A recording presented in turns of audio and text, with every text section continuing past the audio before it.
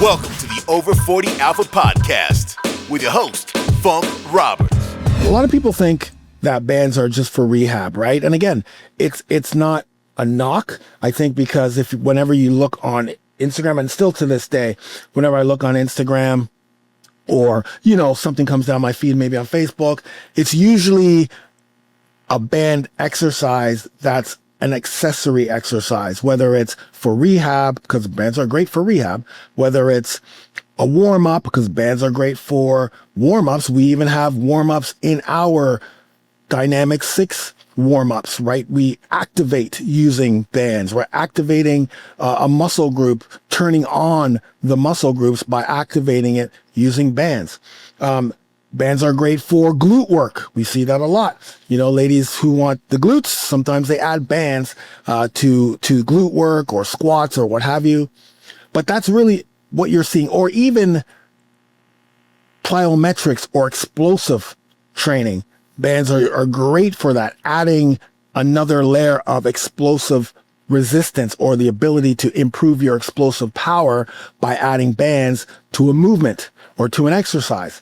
So yes, very, very much when you're looking, but you don't ever see bands, not a lot, but you don't always see bands used for actual workouts, for actual training. You may, not saying it's not out there, but it's not an overwhelming thing that you see when you see bands, right? If we have a percentage, probably 20% of the band videos that you would see out there are probably what I just talked about in regards to accessory, power, warm-ups, mobility, that sort of thing versus actual workouts. And you could even go on YouTube and you probably won't get a full long list of brand workouts. And maybe if you did, it would probably be females doing band workouts, which are still great, but not necessarily something that's exciting and inviting when you're trying to build muscle, when you're trying to improve your strength, when you're trying to improve functionality. So I get it, but 100%, if and when you use bands correctly, bands will build muscle just as fast as dumbbells, 100%, specifically depending on what level you're at. They are amazing for functional training and just transforming your physique, right? So that's what this is all about, is just allowing you to understand the power of resistance bands for hypertrophy, for fat loss, for strength, and of course for all the other things I talked about before. We're going to talk a little bit about some of the characteristics and some of the training protocols that make bands different from weight training, because bands are different. It's not which one's better. Neither is better. They're just different, and you use them differently. We're going to talk about, I have like 17 or 15 characteristics of band training that I want to kind of talk about again as well. But in the end, we're going to dive into why band training is, like I said, it's something that will allow us to continue training for the rest of our lives, still training with resistance for the rest of our lives. Because as you know, we've got sarcopenia, we've got strength issues that happen as we get older. So it's really important that we continue to train as much as we possibly can when we can. So that's where bands come in. That's where adding bands can come in. Or even as you get older, you may just train with bands. Like, you can train the rest of your life with bands. And as I mentioned before, build muscle, physique, and you will be more functional than you would if you just trained with dumbbells. Not even a question. Or barbells. Not even a question. So let's dive in. So the first thing I want to discuss is functional training, right? Because the ultimate goal for us in fitness and performance, not just performance as an athlete or sport, but performance in everyday life, is to improve function and move better, right? We all want to continue to improve the way we function daily and the way we move daily.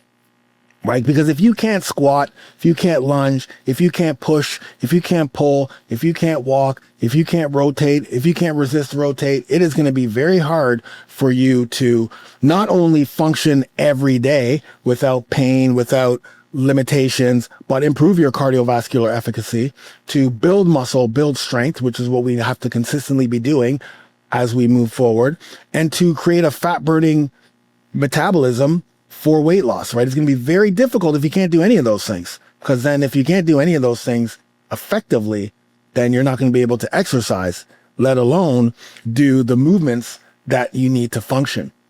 So resistance bands training. Let me show you for those who are listening or watching, because there are different types of bands. Okay. There's the old school bands that everyone probably had, the tubular bands. I'm not talking about tubular bands. Those are different. Those are actually different from loop bands. This is a loop band, right? So this is the red band. They're loop bands, and each band has a different amount of resistance, right? And basically you can just tell by the width of the band which ones would have more resistance and which ones would have less resistance. But I'm talking about a looped band, right? All the way around, it's a loop band.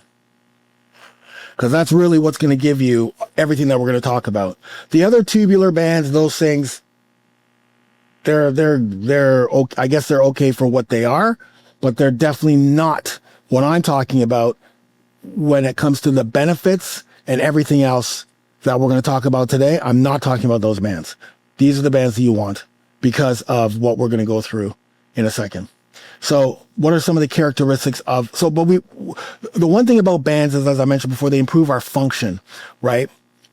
Functional fitness. As we get older, it's more about functional fitness and how our body truly functions than it is about looking, like our physique, like standing on a stage, which is, I mean, listen, when I say this, I'm talking, when we're getting into our 80s and our 90s, it's the functionality, the function becomes much more important than having 6-pack abs, right? Sure. In our 50s, I mean, I know for me, physique is very important because that shows that my building muscle, my strength, building muscle, my strength, and my body fat percentage, right, is low. Like that's going to be an indication of that health, right? So is my body fat percentage low? If it's not low, if it's high, then my hormones are out of whack. My cortisol levels are probably high, and a whole host of other, diabetes may pop in. So the physique and the way you look is going to be an indication of health in some cases, specifically when it's done naturally. But as we get older, with that physique, we have to have function as well. We have to have function. For anyone who's been injured, like I've been injured for a long time, I'm living with this injury, but I don't let it dictate my function. I still have to train using functional movements to ensure that even with the back issues that I have and the back injury that I have, I can still, walk, squat, lunge, push, pull, and others. So functional training is super important. But what is functional movement, right? Because you probably heard this and you're thinking, okay, functional training, what is that, right? Is that the same as hypertrophy? Is that the same as something else? Like what is functional training? So functional training is something, and the functional movements all start in the core, right? So before any movement occurs, anything that you guys do, it's going to occur in the inner lower abdominal muscles. It has to activate neuromuscularly to stabilize the trunk so that you can start the movement, right? Because the trunk is more than just what connects our upper body and our lower body. It's the stabilizing base. That's why for so many years you hear, we got to get stronger core, People with weak backs, people with knee pain, people with poor glute strength, hip pain, etc., shoulder pain. A lot of times that's due to weakness in the trunk, which then causes other joints, other muscles to take over when they shouldn't be.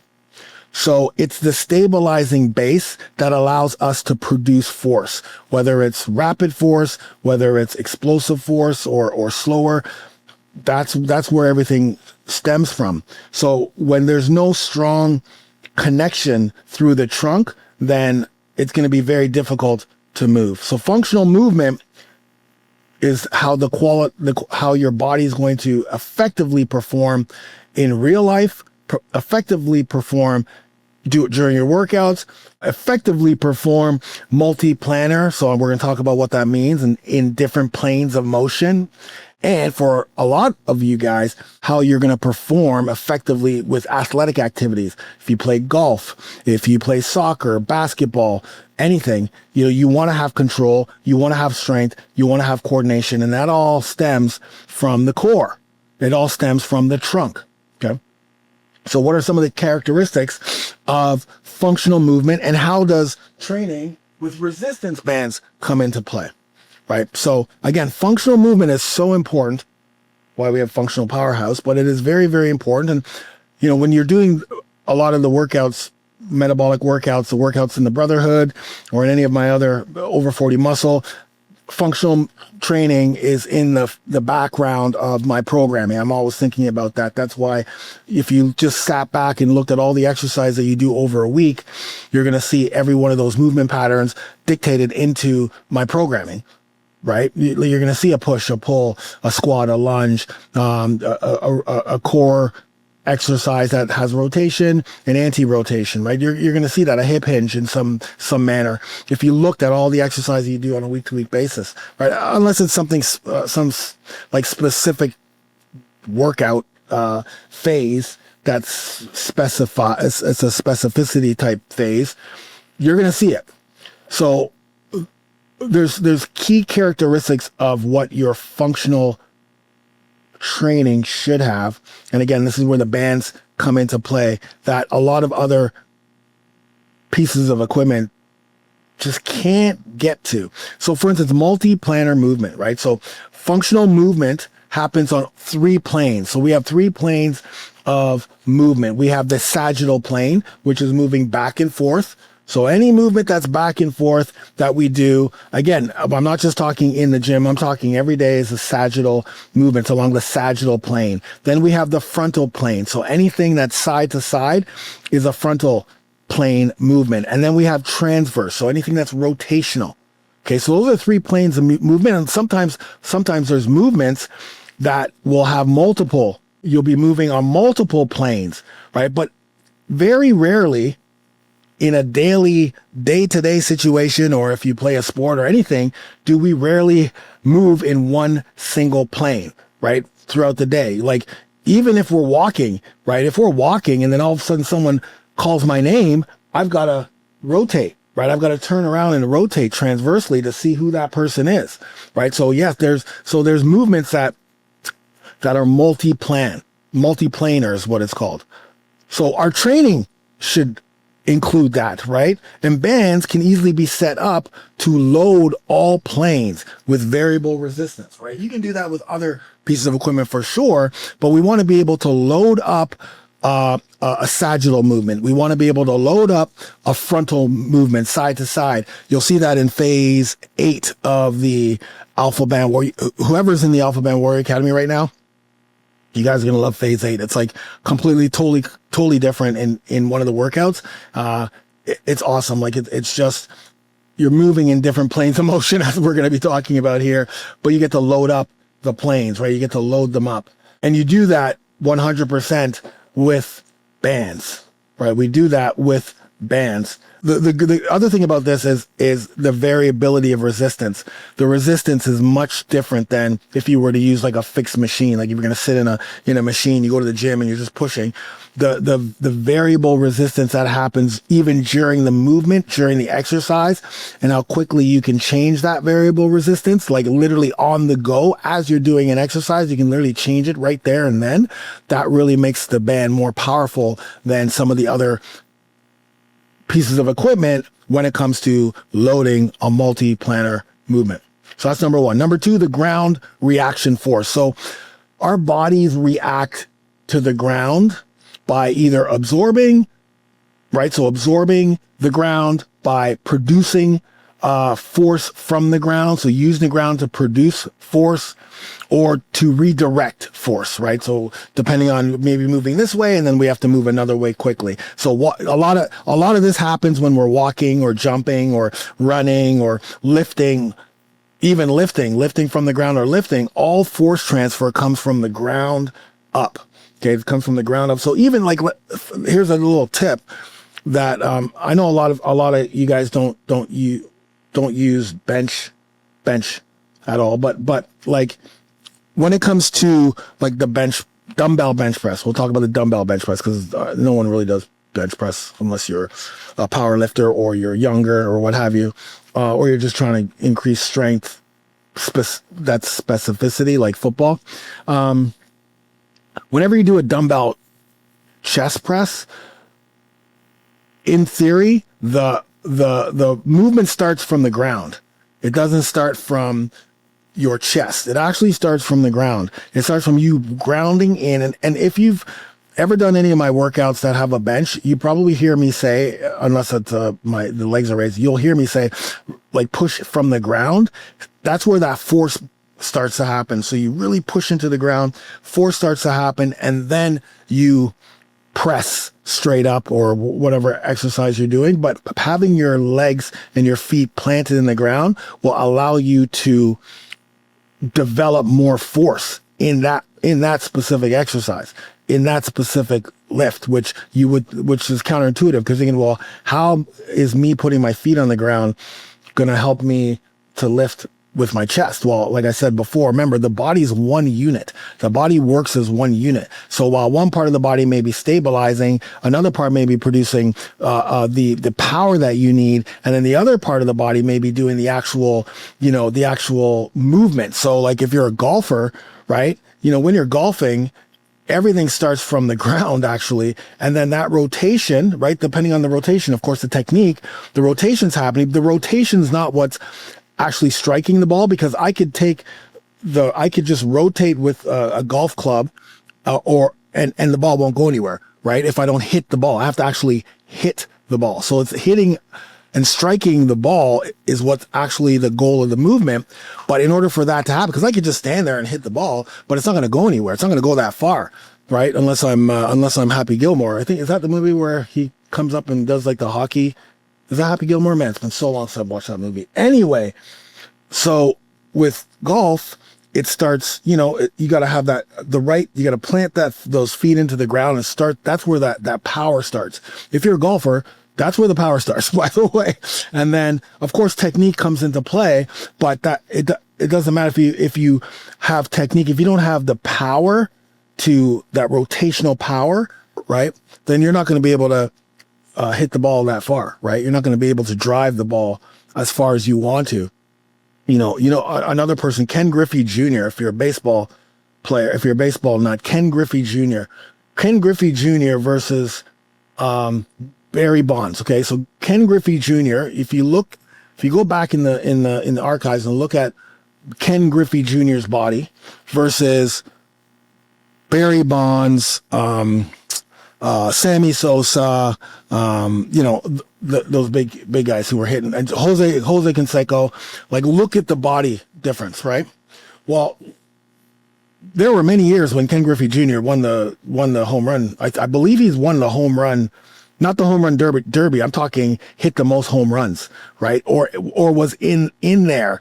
And if you look at his body, it's very lean, right? But his ability to produce power, right? Of course, the technique of hitting the ball, but his ability to produce power allowed him to hit many, many, many home runs, just as much as the Jose Cansecos, the Barry Bonds, etc. So all of this to say that the ground is very, very important, right? So band resistance, when we have band resistance, this challenges all of the stabilizers, it challenges the decelerators, right? And that will allow us to improve how we generate force, right? How force is absorbed and how force is redirected. So yesterday in one of the workouts that I did, it was a leg complex, right? And today my legs are, I can tell the other thing about bands too, but I guess maybe because I haven't been using them in a long time, my legs are so sore from yesterday's workout. And I only did, well, I actually did 8 exercises. But you can really feel, I didn't go heavy with the bands, but the muscles, the stabilizing muscles that I generally won't get if I was using dumbbells, right? Because of the variable resistance that I get with bands.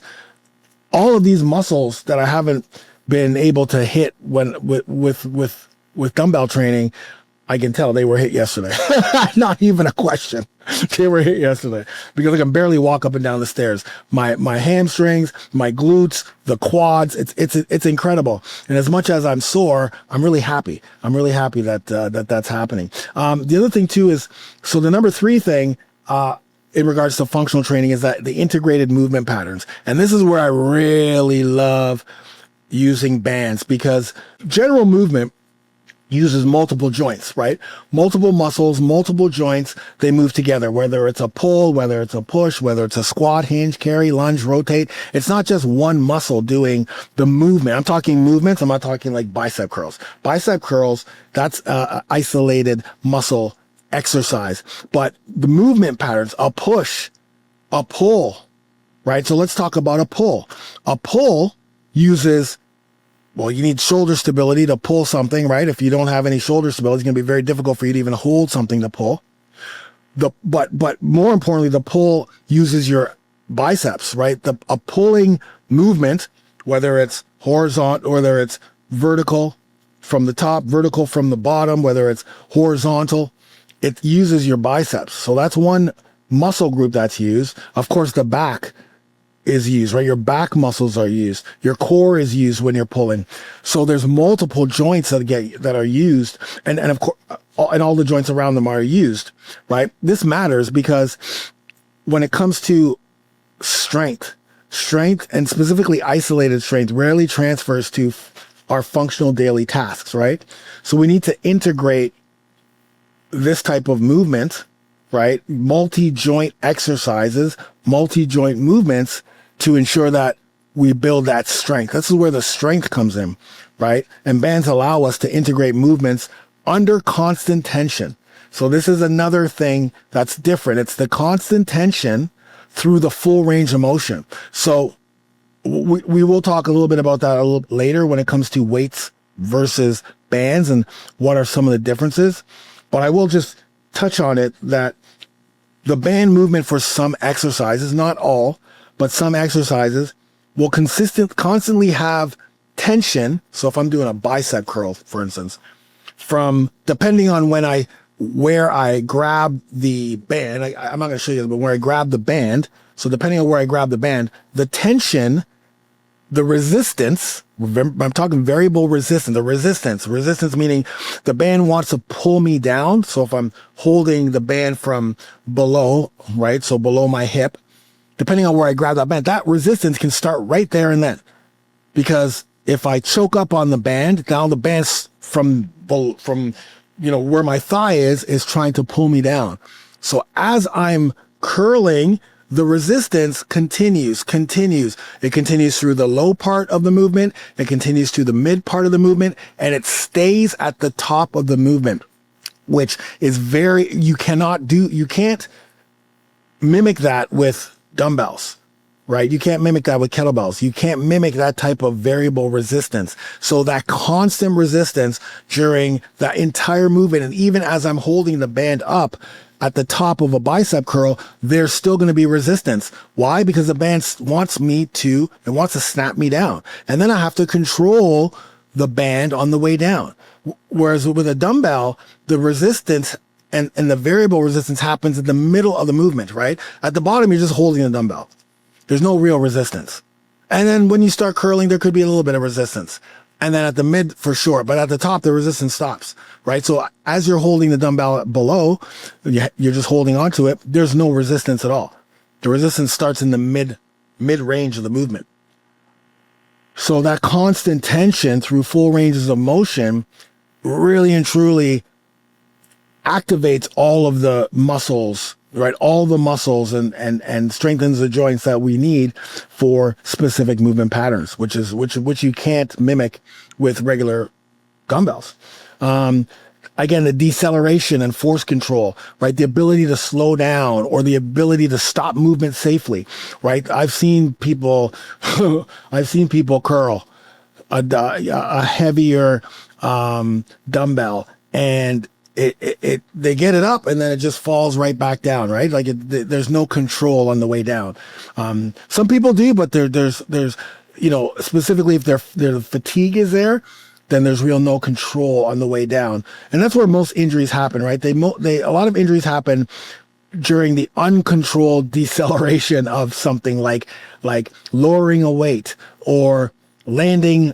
I've seen it. I think I've told this story where I've seen somebody walking their dog and down a hill and the dog takes off and they're just gone. They can't, because they don't have that deceleration control the control to stop the movement of where they're going, right? Or control their body. They just don't have that.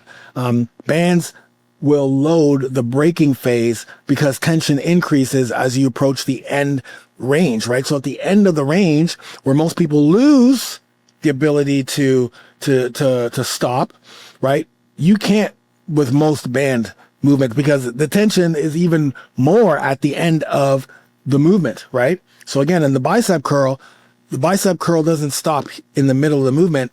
At the top, that's when there's the most tension, right? Because the base of a bicep resistance band curl is at your feet. So the band wants to snap back to the feet. So you have to control that, right? And then on the deceleration, you still have to control the deceleration because you don't want the bands to snap on you. So that's another deceleration, force control. And then mobility and stability, of course, having adequate joint range of motion combined with control and strength in those ranges, that's mobility and stability, right? Mobility without stability. If you are trying to get mobility and you're not stable, you don't have that stability, then you're going to get injured.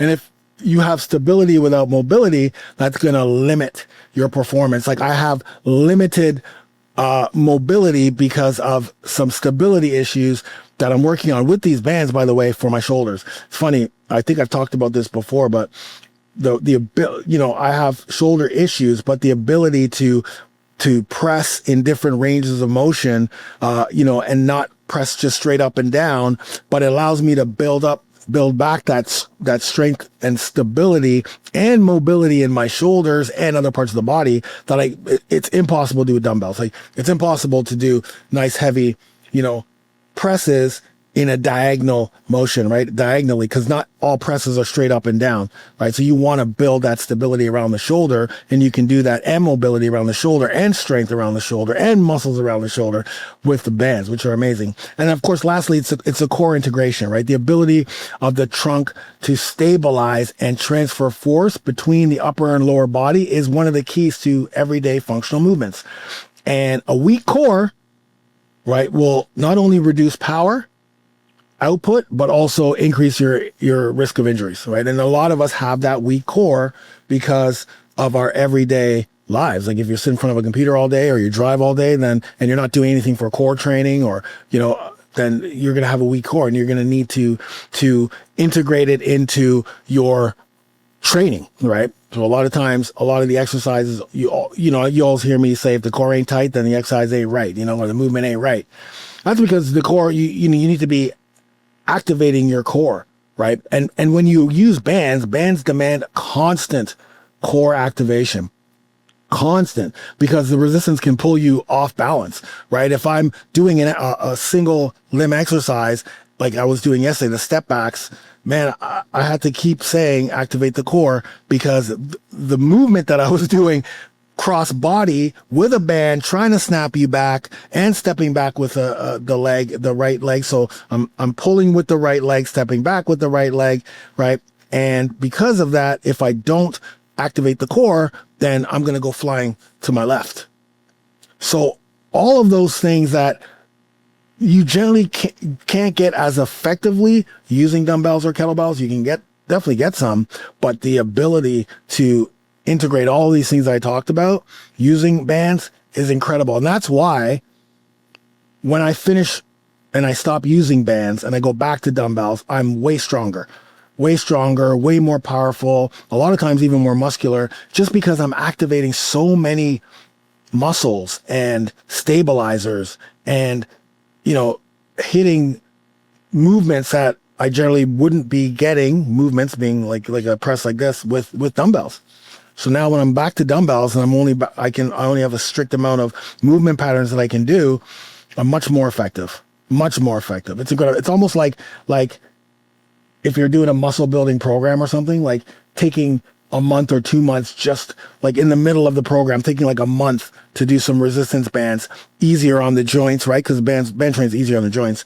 And really activating and hitting a lot of the muscles that you're not getting with just straight up, muscle building workouts, and then going back to the muscle building workouts. Oh man, you're going to be like, wow, this is good. Like you're going to feel good after the workouts. It's a lot different. Oh, I'm telling you, it's like one of those things, what do we do as we get older, right? We experiment with things sometimes, right? We test, we experiment with training as we get more proficient in training, right? As we get more proficient with training, then we start to experiment. Hey, you know what?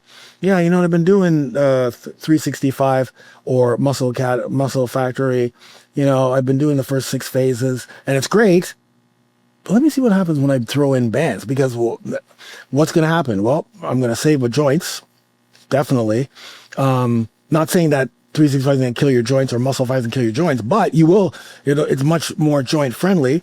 I'm going to activate core more than I would, right? Because it's just the type of training you have to think about those things that you may not generally think about if you're just using dumbbells all the time, right? Or body weight even.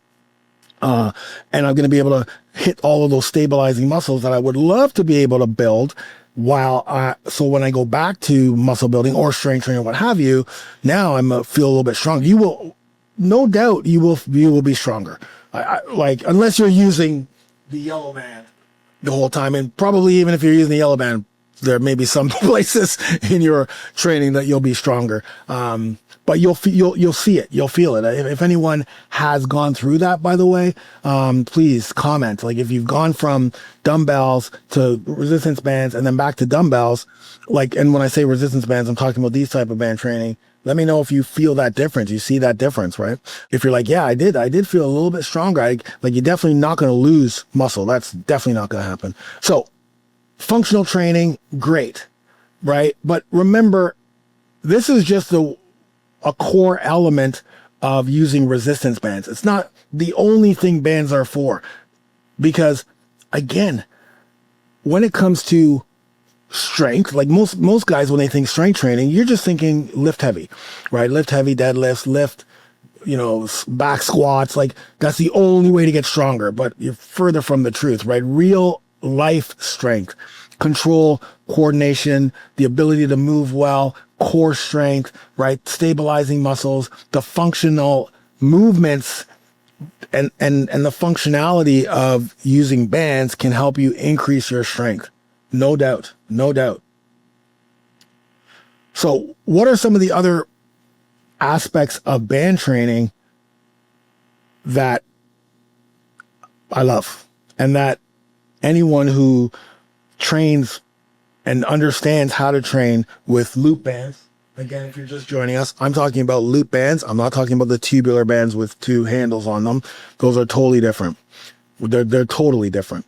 Specifically in what they can do for your training. Sure, there's some things that are, like the resistance, variable resistance, but the setup is important and can make or break everything with specific exercise when you're using loop bands. So again, what are some of the aspects that really make resistance band training super, super effective? Number one is the time under tension, right? Like when we think about hypertrophy training just means building muscle.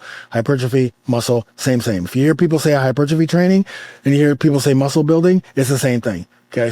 There's no difference. Okay. So what are the biggest things, right? The biggest things for hypertrophy, the biggest things for even strength is the time under tension. It's a way to progressively overload, because in order for you to build muscle, right? We have to break down muscle. In order to break down muscle, we need to progressively overload. If you keep using 10 pounds day in and day out, no matter how fast you go or how many reps you do, if you're using it month over month over month and never change, you will never build muscle. Ever, because our bodies are smart, our bodies adapt. So you'll never build muscle, which is why we have to progressively overload. And progressive overload isn't just about adding weight, because that hits a ceiling. You can only add so much weight before it's like, okay, I can't even do this exercise with the weight. So how do I progressively overload in an exercise like bicep curls? Or I'm just using that as an example, but that's where you have to use other progressive overload tactics. And of course, I have a coaching call that I went through, I think 20 or 25 ways to progressively overload, which is why it's good to have a program. By the way, if you're listening to this, this is why you need a program, a program designed from somebody who understands how to design workout programs, because there are so many pieces of the puzzle. Like just following YouTube workouts, that ain't going to cut it. Just opening up Muscle and Fitness every month and doing the workout in there ain't going to cut it, because most of those workouts continue to be the same, right? You need a program. So the program that you're going to have with proper programming is going to include progressive overload in some fashion. Time under tension is one of them, right? Slowing down and or controlling each rep increases muscle fiber recruitment without having to add heavy loads, right? So with this red band, I can increase the time under tension just with this band alone, right? Now, this band does have a max, but I can truly max out on this band, because the other thing about resistance bands, by the way, and the other reason why every single man over 40 should have a 6-pack of Funk bands. 100%. Why? Specifically, if you're just building your gym, if you don't have the ability to buy, 80 pounds of dumbbells or kettlebells, right? But your fitness is increasing. It's getting better. Like your fitness is getting better because you've maxed out on the amount of weight that you have at home or the amount of weight that you have access to. With bands, like this red band isn't just one weight. It's like, I think it's like 15 to 35 pounds, right? And then you move to another band and it has a range of weight that, again, it's not the same as dumbbells in regards to the variable resistance. It's much different. In some cases, like I said, the resistance is going to happen through the full range of motion, which makes it much better. And again, it's without having to add heavy loads and, heavy dumbbells. That's why if you have all of these, you can even, like if it was a chest press, for instance, or a squat, right? Let's say all you have at home is 20 pounds, right? Or maybe 25, but you're getting stronger. Like you're like, oh, Funk, dude, all I have is 35s. And like now there's not much more I can do at the moment. But if you had if you had bands, you could do one of the exercises like a chest press with the black bands or the orange bands. And now you have that resistance that you're missing by only having 35-pound dumbbells, right? You could do squats with the red orange band, right, around the body. So now you're adding that resistance. It's different, but again, it's great because maybe you only have 35 pounds. Well, 35-pound squats. And again, I'm not talking the beginner. Okay, I'm not talking about someone who's just started. I'm talking about if you've been doing this for 6 months at least and you're still doing 35-pound squats. Hey man, like your legs are massive. Quads are the biggest muscle, glutes second. Like, what are we doing? Right? We need more weight. We need to recruit more muscle fiber so that we can break down that muscle fiber. So having bands, right, you can substitute, right? It's not going to be exactly the same, but it doesn't matter. It's going to be the same movement pattern, right? So time under tension, phenomenal. The angles and planes of motion, like I just talked about, the bands allow you, and the bands allow the resistance to happen from multiple directions. So one of the, I think it's in functional, I think it's in Alpha Band Fit, the functional Alpha Band program I have. I think one of the exercises we're doing diagonal presses, not straight up and down shoulder press, but now we're doing diagonal shoulder presses, which is hitting the shoulder muscles much differently. It's bringing in more stabilizers, right? It's safe because of the type of resistance. It's like it's pushing against us. So when something pushes against you, even though it's trying to push against you, you can push against it and be safe, right?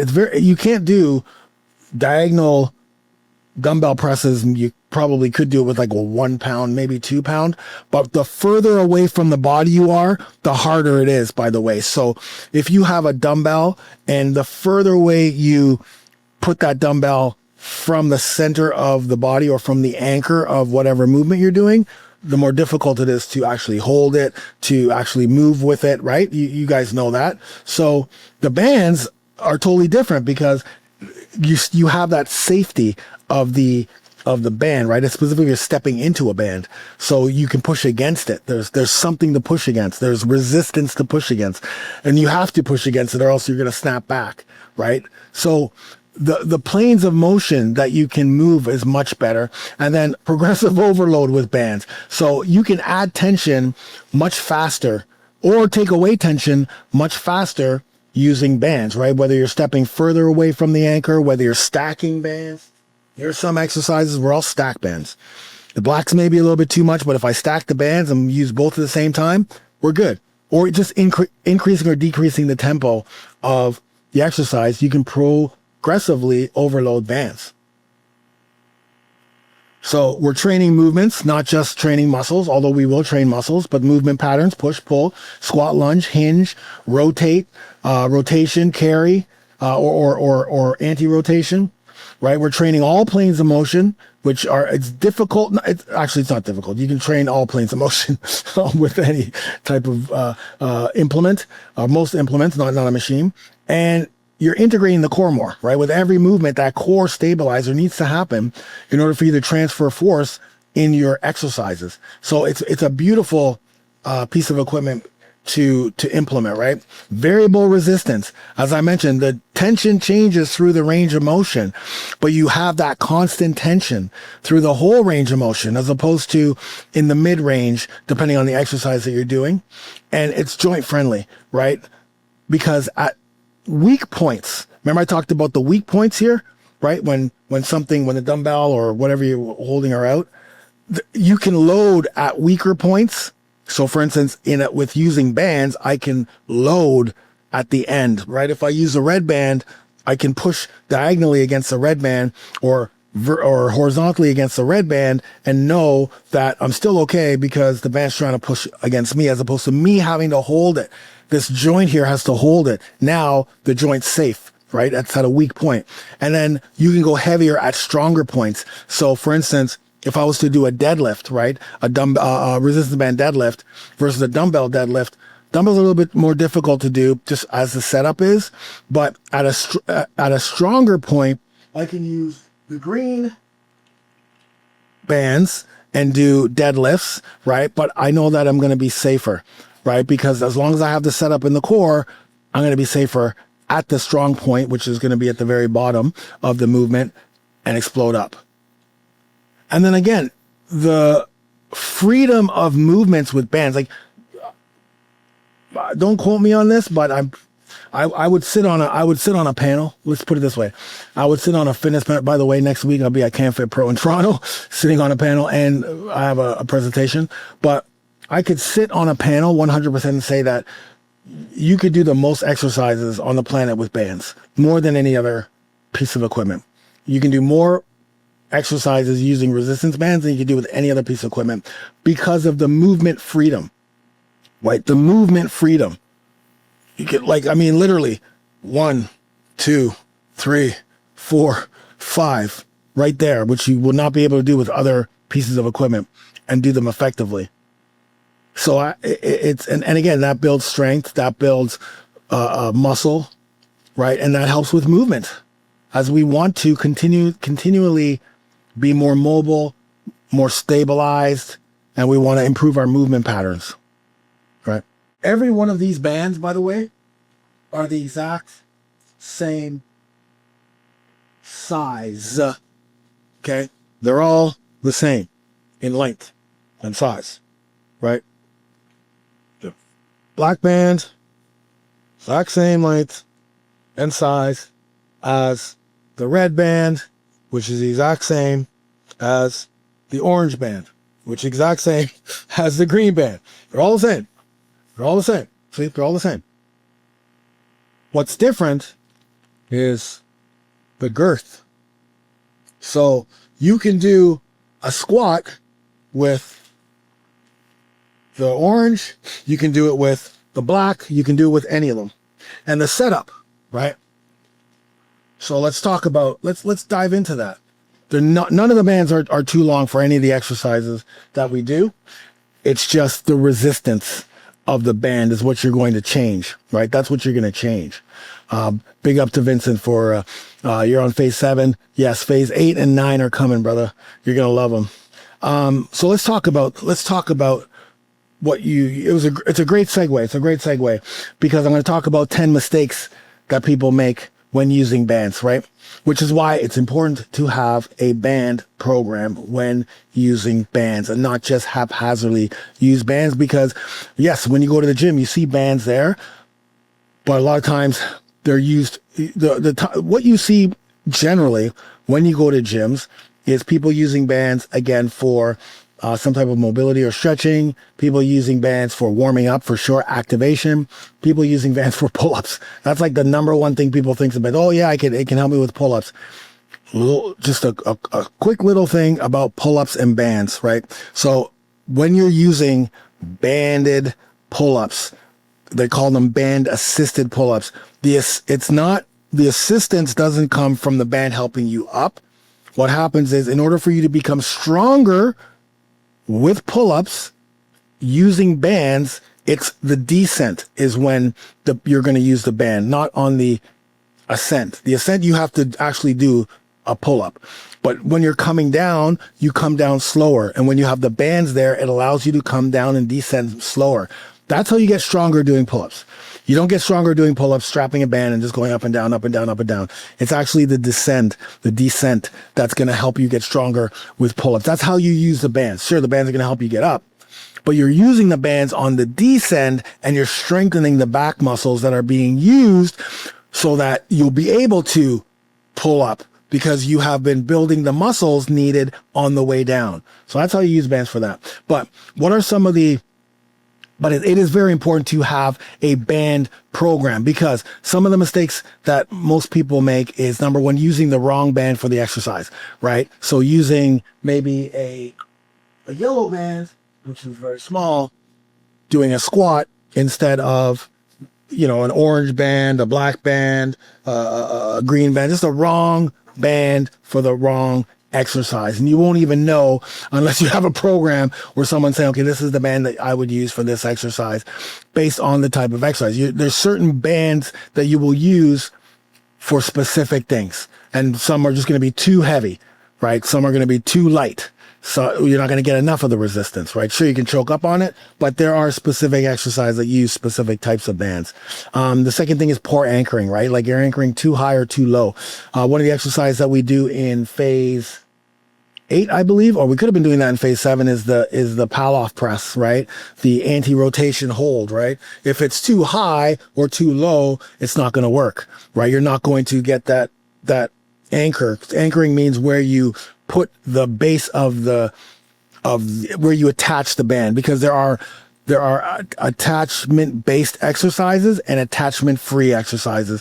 For about 6 of the phases in the Alpha Band Warrior Academy, are straight up attachment free. But at some point, we need to get some attachments, and for me, it's the fence. For me, it used to be these, when I used to train bands in here, which I did for quite a while, I would just use my banister, right? Very easy to find a place. Go use a tree, use a goalpost, right? The great thing about bands, you can travel with them. You can travel with them anywhere. So travel friendly. Letting the band snap back at you, right? Not controlling the eccentric phase. Remember I talked about that.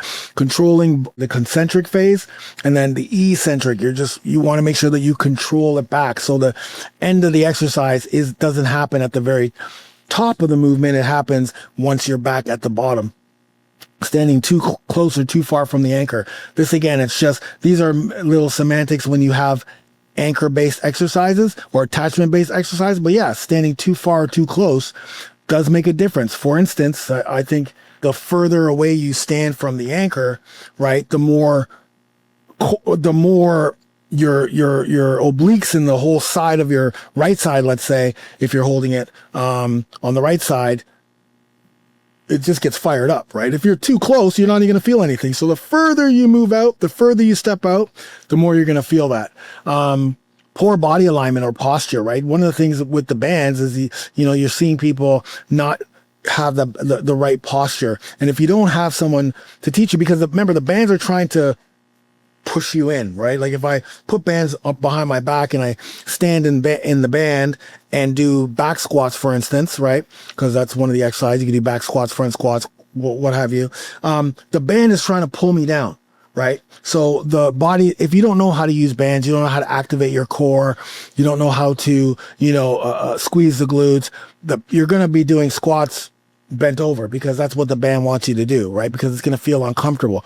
Yeah, it's supposed to feel uncomfortable. So we're going to push against it and activate the muscles that need to be activated before we start the movement, right? Or else it's going to feel uncomfortable. So you need that alignment. You need that posture, which really helps with regular day posture, right? And again, not maintaining the tension throughout the movement.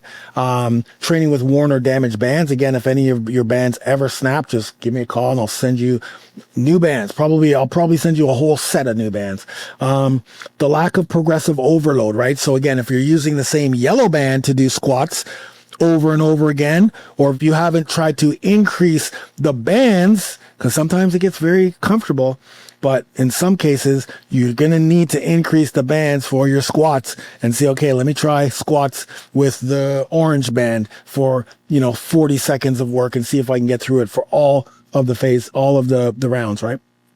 And ignoring that core engagement. That's one of the biggest ones. Is like when you ignore the core engagement, man, the whole movement breaks down. And then using bands as an afterthought instead of programming them intentionally, which is why I said you need a program, right? Just grabbing bands and then trying to haphazardly use them doesn't work. Band training, as far as I'm concerned, right, is like kettlebell training. Like you need some coaching, right? You need some coaching so that you know how to step in the bands, you know how to move within the bands, you have a feeling of how it's going to feel, because sometimes it does feel uncomfortable, right? But that's, hey, the growth happens when things aren't in your comfort zone. So we'll feel a little bit uncomfortable, right? Until you get to learn that movement. So those are some of the big mistakes that happen. But yeah, once you get these bands, you'll see that they're all the same, and it's all about just the width of the band will dictate the amount of resistance that band has. Okay, next up, we talked about the deceleration control, right? The ability to slow down or stop movement safely, which is why bands are great. And then there's different types of setups too. So I talked a little bit about that. I talked about having no attachment or no anchor, which is stepping on the band or stepping into the bands, or that's generally what happens with no band setup, either stepping on or stepping into the band in order to perform whatever movement you're performing.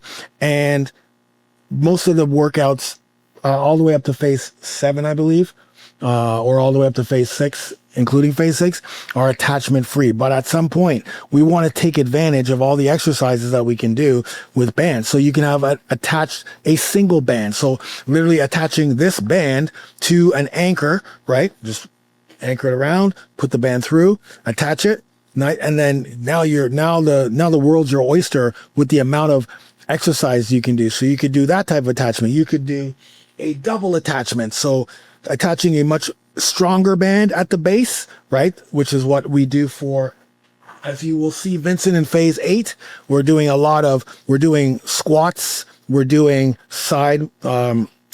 walking side to side. I think in phase 10, we're going to be doing lunges and other movements, runs as well. So you attach this band to the anchor, and then you put this band to this band, orange. So you're attaching band to band, and now you have a much bigger thing to step into that can take your weight, and you can do specific exercises because this is wrapped around your hips or what have you. So that's another way. You can do double band. So have one band on one side, one band on the other side, right? Obviously it's going to be the same band. That's why I always say get 2 sets of bands. Get 2 sets. Always get 2 sets, because you never know when you're going to need 2, right? So again, some exercises you have 2. So one on one side, one on the other side, and then you're pulling this way, 2 separate bands, right? That's a way to do it. Stacking bands are good. And then also sometimes you may lose a band, or you may be training with somebody else. They want a set of bands, if you know what I mean. Miss Roberts sometimes wants to train bands with the Funkster. And so I just give her set. I have my set, and Bob's your uncle, I guess. Then there's overhead anchors, right? So pull downs, face pulls, tricep work, right? So if you have something that's a little bit higher that you can anchor to, beautiful. This is perfect for if you go to, like, if you have a tree outside, we got a tree outside with a very strong branch that we can anchor that to and get some real, like I say, pull downs. So sit on the ground and do literally pull downs, which is amazing. And you can even get that with something not as higher than or taller than you. You can get that by just kneeling down and making the anchor higher than what you're kneeling. There's low anchors. So in some of the exercises, you probably remember, Vincent, some of the exercises we're doing for biceps, right? I think I talk about how it's very difficult for most people to get the full range of motion of bicep curls. A bicep curl range of motion starts back here and goes all the way up here. So with regular dumbbells, unless you have an incline bench, you can get the bottom part of the bicep, right? A bicep curl range of motion. But most times when you're just using dumbbells, the range of motion is quite limiting. But when you have resistance bands and you anchor it lower, now you can mimic and get the lower part of a bicep curl. Or if you put it above you, you can get the top part of the bicep curl. And now, once again, you're building more bicep muscles. You're building more stabilizing muscles. You're getting full range of motion. I mean, that's what we want. We want a full range of motion, a full range of exercises that we can do. And then there are some partner attached exercise you can do. So for instance, when I was training my fighters, resistance bands was like, that was key.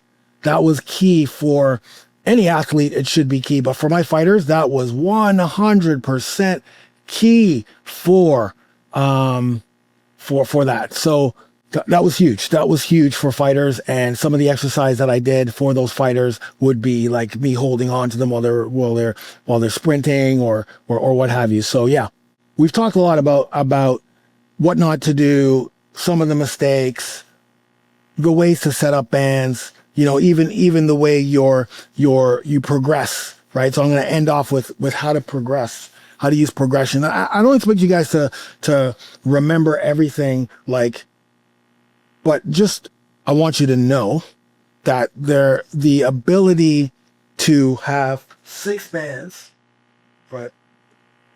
Because when you buy the bands, you're going to buy all 6 of them. Oops. You're going to buy all 6, right? The ability to have 6 bands as your gym, right?